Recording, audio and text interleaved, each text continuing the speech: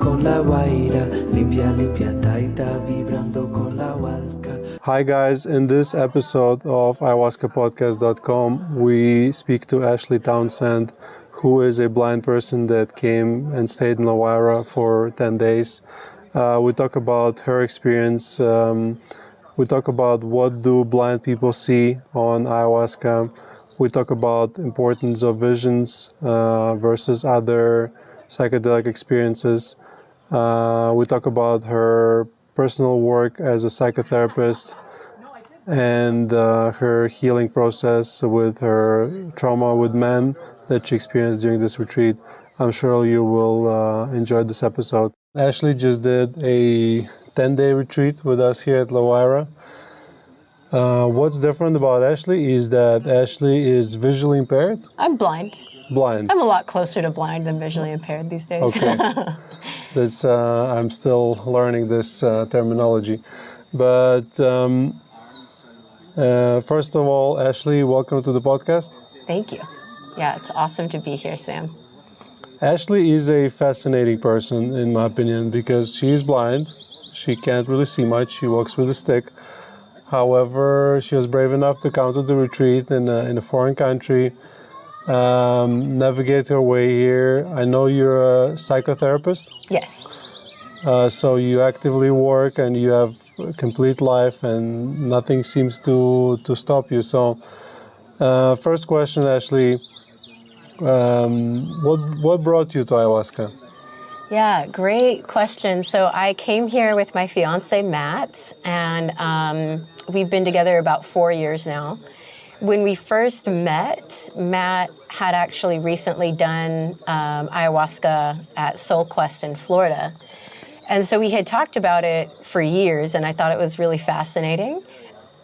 I wasn't ready to kind of jump into the deep end and do it, but I was very interested in it. And I would say somewhere in 2023, something just clicked for me, and I was like, you know what, I'm ready. I really want to take my own healing journey to a different level, and I wanted that to be in a more embodied sense. I love being a talk therapist, and at the same time, I think that ayahuasca and plant medicine has this incredible power to help us tap into our own answers and our own strength, and just this deep, deep well of love that is who we really are. And I think talk therapy helps you move things for sure. And I had to do a lot of my own therapeutic work with my therapist, who's amazing. Shout out to her. To get to a point where this felt safe for me and where it felt like it was the right time. So this was definitely the right time, and I can't wait to come back and see you guys again. As a therapist, Ashley, you know, you listen to a lot of people and you collect a lot of pain this way. Would you say ayahuasca helped you to release that, or do you carry some of that or not? One of the most challenging things I think about being a psychotherapist is figuring out how do you filter all of the things that you hear. Like I obviously want to remember people's stories and really be with them in that journey. I also, I don't want to feel like a sponge that needs to be wrung out. So it's that balance of, you don't want to get away from being empathetic because you filter too much, but you also don't want to hold people's trauma because you can't really hold someone's trauma for them. It's in them. So one of the biggest takeaways I had was in my second ceremony. I was having the hardest time on my first cup. And I was also up in the gazebo, kind of more away from the group, because I was menstruating. And so there was this feeling of isolation, and I was struggling to connect to myself and the medicine. And I really wanted to sleep, but I was really disappointed in myself for being so tired. And I had a lot of physical pain coming up. And then I had this huge realization going into the second cup that I have struggled with sleep so much ever since my brother was deployed. And that's not blaming it on him. It's just a thing that I experienced. And then I felt this really deep sense of connection to my brother and everything that he's been through in life and in being deployed in Iraq. And the medicine said, you need to hold your brother, not his trauma. And it said that he holds his trauma and he's going to work through it in his own way, on his own time. And that I just need to go to him and be available and be loving. And that was so freeing. It simplified something that felt so stuck. I think a lot of times in families, we have a sense of each other's pain, but we don't know how to go to each other. And I think a lot of that stems from this confusion around, I have to hold someone else's pain. And in truth, we need to just hold them. Mm-hmm.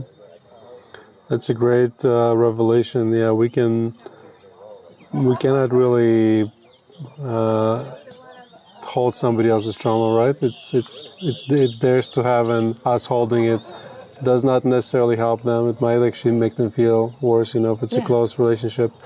The question that I'm sure some of the listeners are asking themselves is, you're blind, so you don't see. Mm-hmm. What does the blind and a lot of people focus on visions when it comes to ayahuasca. A lot of people come here for visions. And so what does the blind person see in their visions? And a little spoiler for guys that you are having probably more visions than some of the other people in the group, right? I don't know. Well, so I'll say this. I want to preface it with, blind people are very different in that, some of us go blind earlier in life, some of us go blind later in life, some of us retain some amount of functional vision and are kind of living more of that in-between life where you can rely to some degree on your functional vision and rely to some degree on your blind skills. So I would be fascinated to get to connect with more blind folks who are getting to have this ayahuasca journey. I would love to encourage other blind and visually impaired people to come specifically to La Huayra.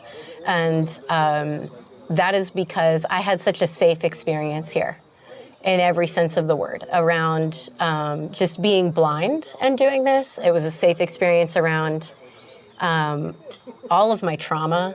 And it was really healthy for me to have this mix of moving around independently and then also knowing that it was okay to accept help. People are also at different points with accepting being visually impaired or blind, and all of that is valid too. I really, at this point in my life, I'm 32, almost 33. I gradually lost my vision all the way up to the age of 27, and now I just have light perception. So I'm in a really pretty comfortable place with my blindness. And there are some people who want to regain sight, and that's totally valid.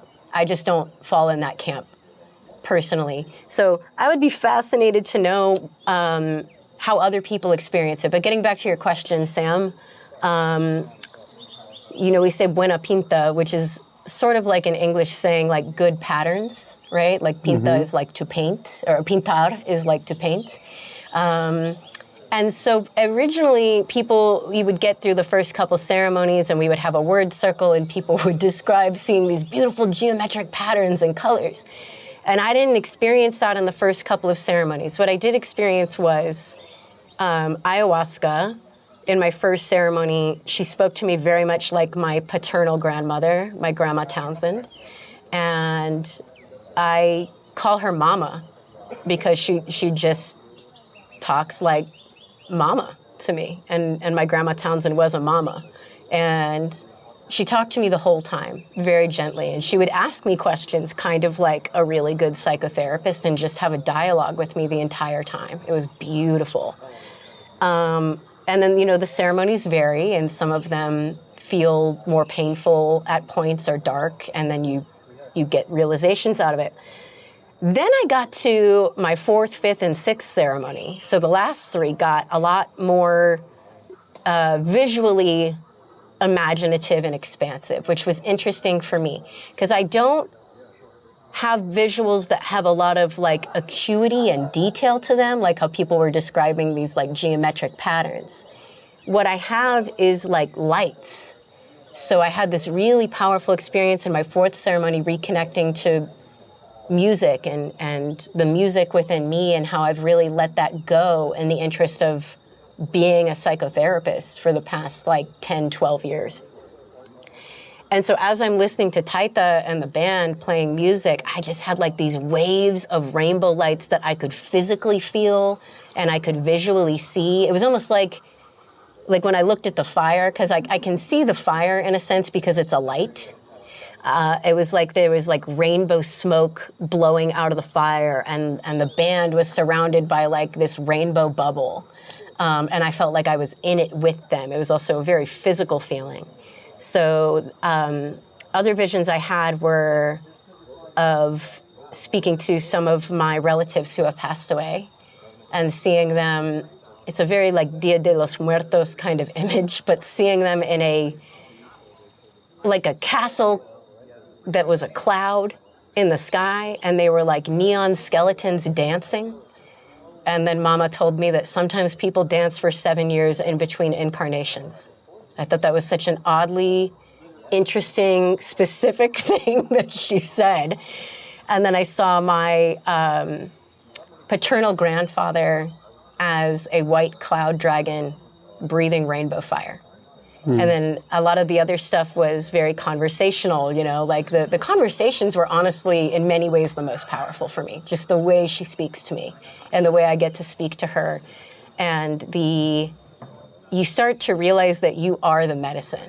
That was more powerful for me than anything else. It's like, yes, this is coming from her. This is coming from spirit. And it's also very much coming from me. And that unity that you feel internally is just, I think it's the most beautiful thing. People will talk a lot about they can't decide to keep their eyes open or to keep their eyes closed. Originally, I couldn't open my eyes if I wanted to. And then in later ceremonies, I found myself opening my eyes more, not so much for the visual stimuli, but just because it felt safe to open my eyes. When Taita was in front of me, I used to feel like it was like disrespectful to try to like open my eyes and sort of look at him. In the way that I look at people, you know. And then towards the end, that was something I felt really compelled to do. So, I mean, it was really beautiful you get a sense that like, it's a visual experience for people who can see, but it's also very much not, because it's so internal, you know, and because you're connecting so deeply with yourself. Yeah, people that come here to La Guaira, a lot of them are very obsessed about visions specifically, and we try to talk them out of it to not focus on that, because I do agree with you. It's the conversations and this intricate dance between medicine, you yourself, and the group, and the healing that happens. And visions are nice, but they're not always the most significant part of it. So. But of course, with you, we focus on visions because it's just so curious to know what you see. And I noticed in the group and the sharing circles, I noticed that you probably had more visions than other people, and that's really fascinating. Oh, I wasn't asking for it. I think that has a big role in it. Maybe I'm not saying like this is what I need, this is how it has to come. I was really trying to work on my biggest overarching intention in coming here is surrender, which is very hard for me. And I was really trying to work on however it comes, and just allowing that. I had another vision at the very end when we did our closing ceremony. The drums come in, and Taita's going around and cleansing everyone and sort of blessing everyone. And I had this vision of my old drum instructor, Baba Hamza, who's a beautiful man who I got to study with in college, and studying like West African drumming. And he was a king in the sky, and he had like beautiful white and gold robes, and he's playing this huge gold drum. And Mama said, this is the image of his eternal spirit. So whatever incarnations he's in, they might look different. He might do different things in that life. And that ultimately that was the image of his eternal spirit. And I thought that was so beautiful. And it was less about the image and more about learning about we don't really die. We have an eternal spirit. Interesting.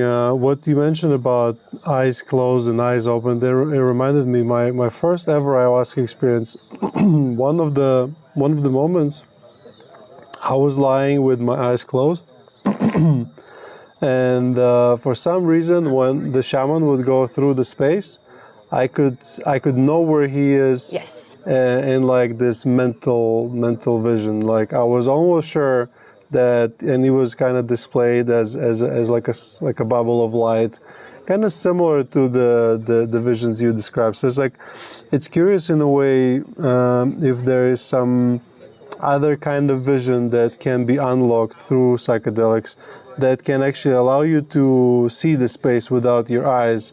I've heard about it being mentioned somewhere. Have you experienced that, or do you believe in that? Yeah, absolutely, I believe that. And so for me, I'm kind of a mixed bag because I have visual memory growing up as a child with some vision. So I imagine that probably plays a little bit of a role for me. I also think it's very possible that people who are born blind from birth would experience that as well. Because I think it unlocks a lot of things that we can't explain. So even people who have never even been able to perceive light, I think it's very possible that they would have sort of a different sensory perception, or maybe even see like lights behind their eyes. So much of vision is not in the actual eyeball, it's in the mind. And vision's a very different word than sight. Sight is very much about looking around and what you can see. Vision, I think, is a more integrated word that that really shows that you are able to look inward, and that's so much more than sight. And I think that's why we're here. We're not just here to look around and go, oh, Colombia is beautiful, look at that bird. I mean, that's great if you can do that, and if that helps you. But that's not really why we're here, whether you can see or not. And psychedelically speaking, even visions, that's also not the main goal. I also remember seeing the music.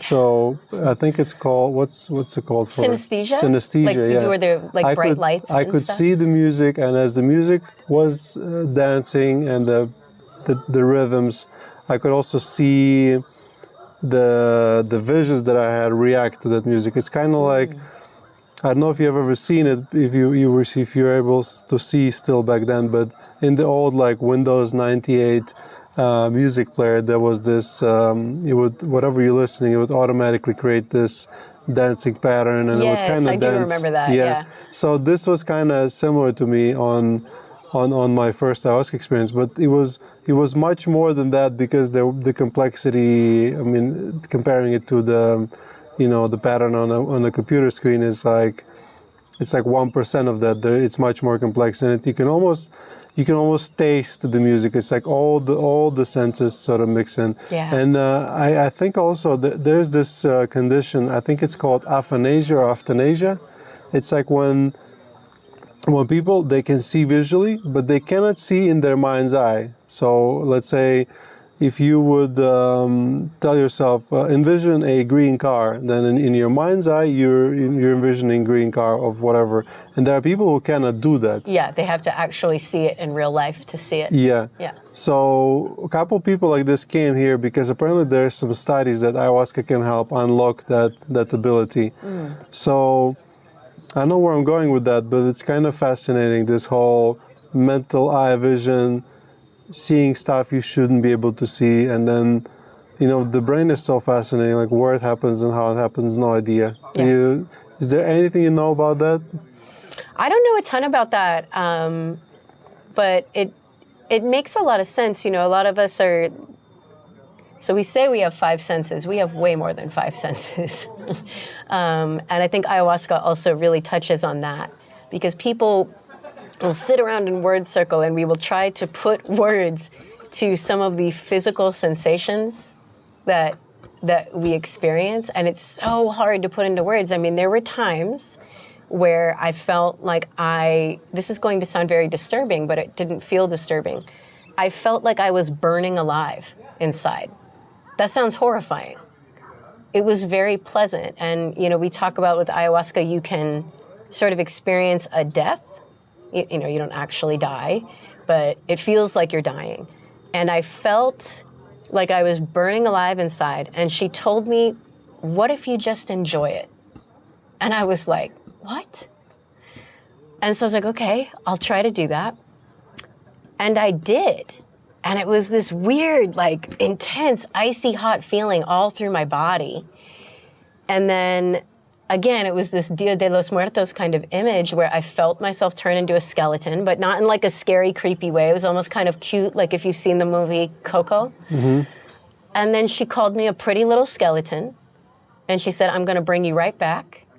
And then she said, you're such a beautiful baby.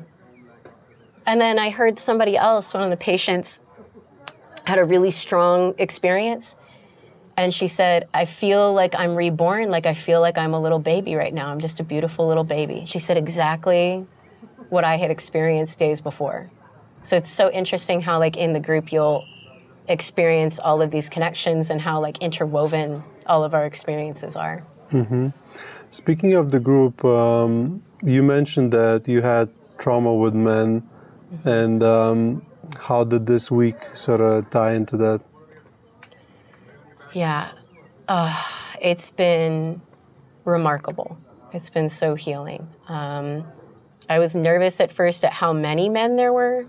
I was nervous at first, like, coming into the retreat. I was really struggling with, you know, that Taita is a man, right? And that there's a lot of men that are kind of like leading this experience and like holding this safe space. And that was really hard for me to trust initially. And they say that the medicine starts working with you as soon as you decide that you're going to come to ayahuasca. She starts working with you before you ever actually take it. And I definitely experienced that because I would have like really triggering stuff come up for me before I came to Colombia. And then I get here and I felt it move more and more every day. You know, guys where I was like, ooh, you know, that's really intense jock energy. And I've kind of avoided that my whole life. You know, men that I perceive as being more like intensely masculine or something. And that has lifted for me so much because everyone was able to be vulnerable. And you see, like, people have so many different sides. And I know that boys and men are conditioned in really poisonous, harmful ways, you know, that we are keeping boys and men from feeling deeply and being human. And so, of course, that has a lot of manifestations. And a lot of those manifestations, you know, of course, they affect men and they also affect women and they affect people of all genders.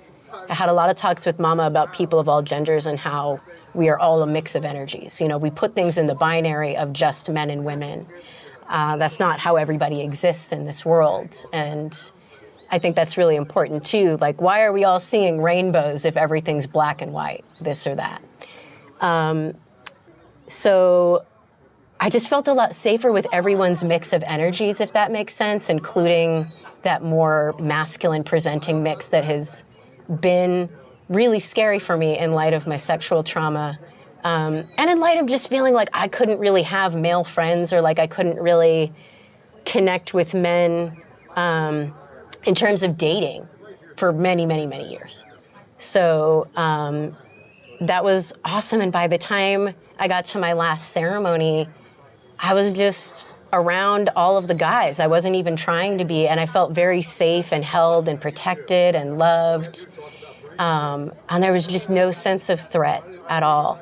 And in my fourth ceremony, which was very much about the music, I was right in front of Taita and the band, and I was mesmerized. And it was this really deep spiritual healing that was going on. And it felt like the music was just in my body and in my spirit. And I was crying so hard, but I was really joyful. I mean, it is the most intense joy I have ever felt in my life.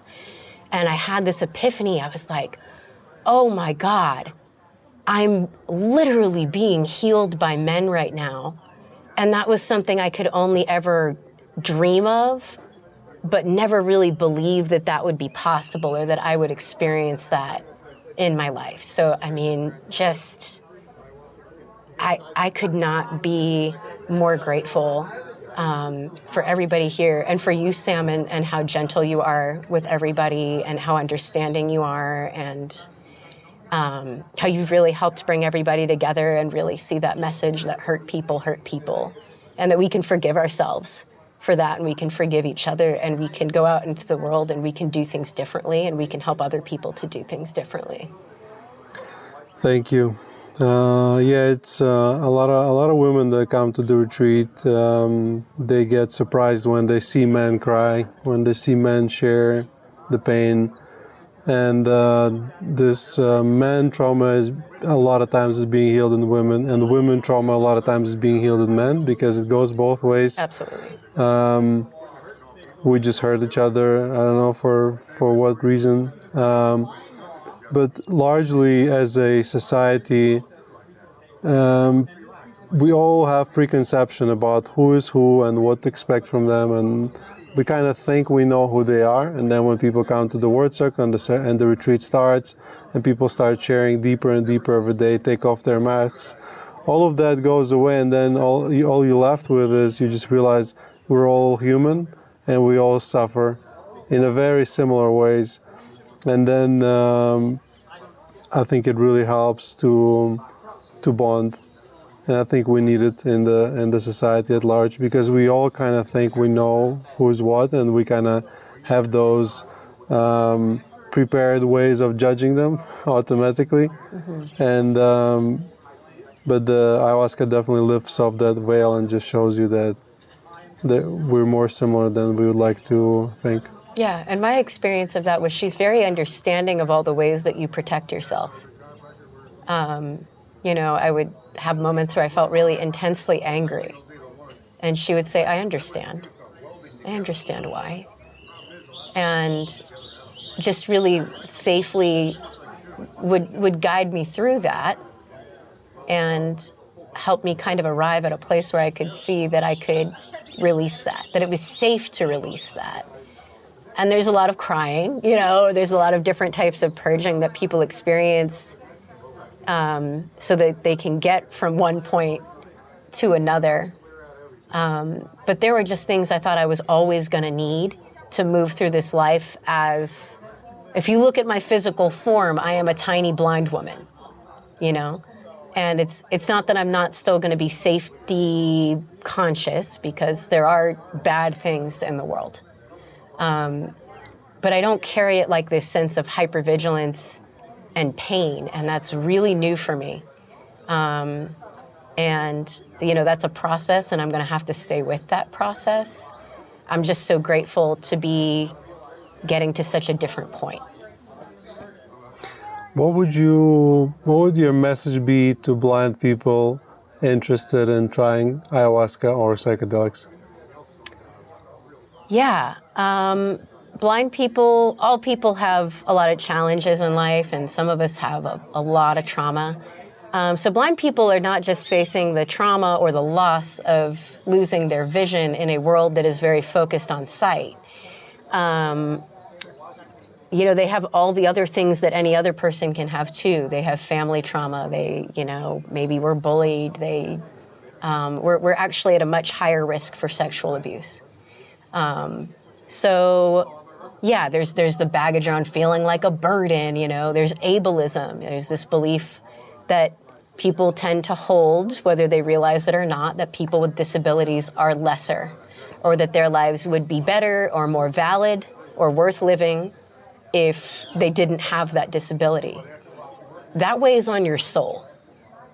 And so I would say, you know, to blind and visually impaired people, whatever your reasons are for coming here, we're all human beings, and we all have very good reasons for coming here. And I would love to connect with people who are curious about it, and just talk with them and hear where they're coming from.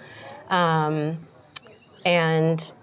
yeah, I love that I can say to people, like, beyond a shadow of a doubt, that La Huayra is a really, really safe place.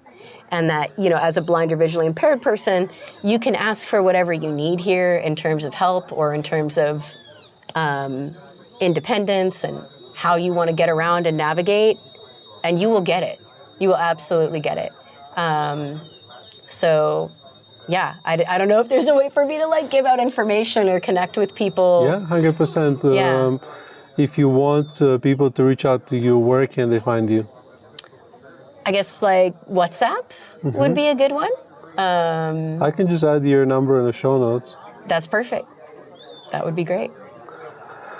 Okay, Ashley, thank you so much for sharing. You do have great capacity to describe things in words, and I'm fascinated by you. There's so many people that can see and can have all the senses, and they don't do much with their lives for some reason or another, and definitely not seeing is not easy, I can imagine. However, you're productive, you're successful, you're positive. That's amazing. Thanks. Yeah, that's a big shout out to my mom and dad that they really encouraged that in me, and they had the strength to not overprotect me.